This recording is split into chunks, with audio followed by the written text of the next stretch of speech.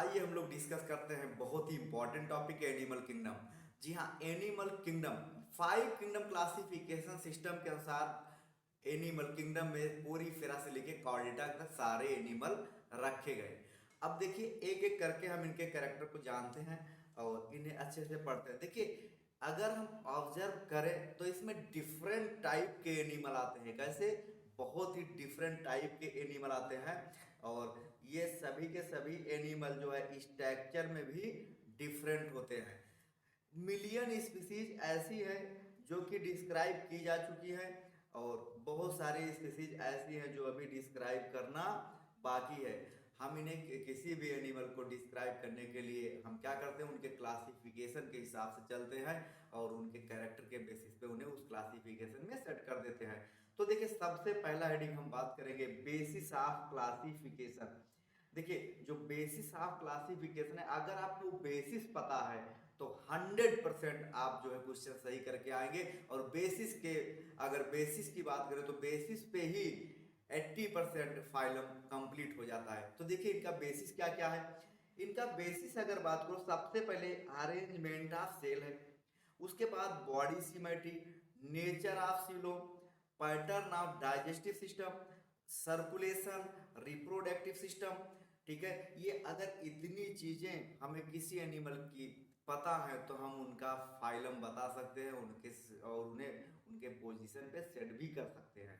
So guys देखिए अब बात करेंगे फर्स्ट क्लासिफिकेशन सिस्टम की, जिसे कहते हैं लेवल ऑफ ऑर्गेनाइजेशन। क्या है? Level of organization. देखिए यहाँ पे जो एनिमल है, कुछ एनिमल सेलुलर लेवल होते हैं, कुछ टिश्यू लेवल, कुछ ऑर्गन लेवल, कुछ ऑर्गन सिस्टम। इस प्रकार से एनिमल है, उन्हें उनके लेवल ऑफ ऑर्गेनाइजेशन के बेसिस पे हम लोग डिवाइड करके पढ़ते हैं। तो देखिए अगर सेल है, लूजली अरेंज हो, सेल ही अपना काम कर रहा है, डाइजेशन हो या रिस्पिरेशन हो या कुछ भी हो, तो क्या होगा?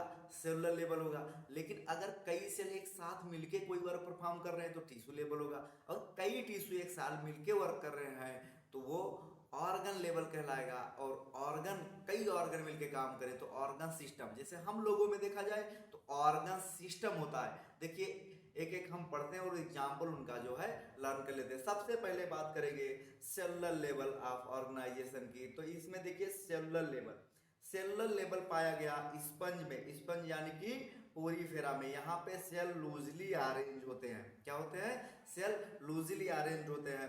अब बात करेंगे सेलुलर लेवल के बाद टिश्यू लेवल की।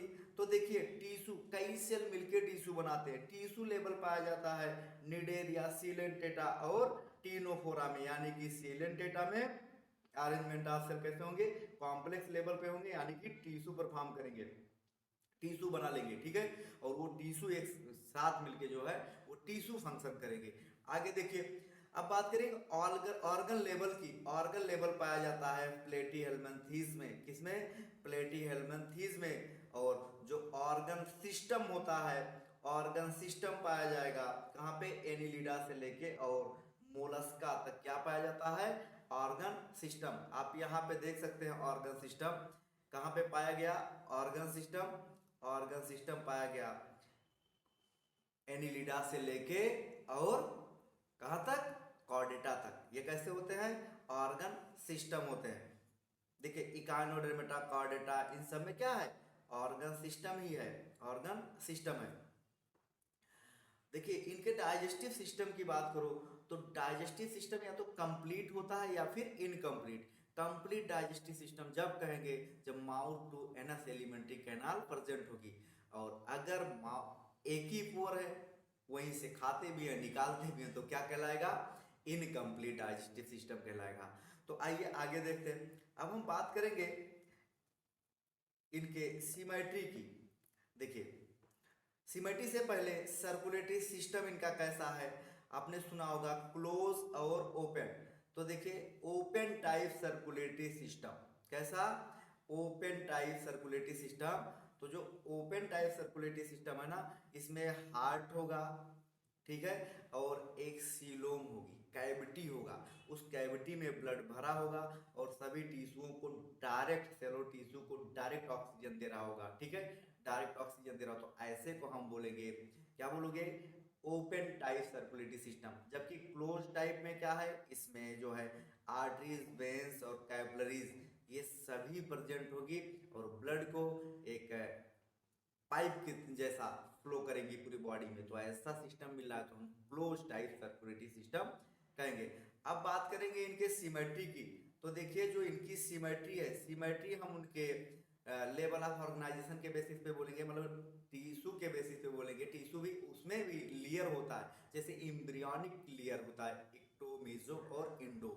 तो जो इस और वो डिप्लोब्लास्टिक और टिप्लोब्लास्टिक हो जाएंगे। अगर सिमेट्री देखें उनकी, देखो अब हेडिंग आता है क्या, सिमेट्री।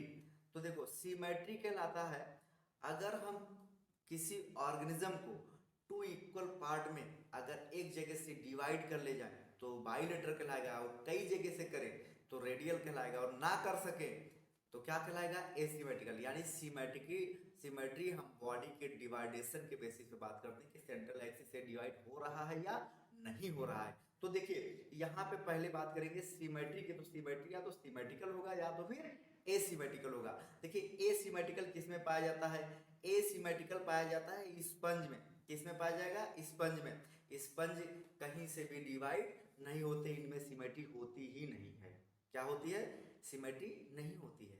जबकि रेडियल सिमेट्री पाया जाएगा तीन फाइलम में, निडेरिया, सिलेंटेटा, टिनोफोरा और इकाइनोडर्मेटा।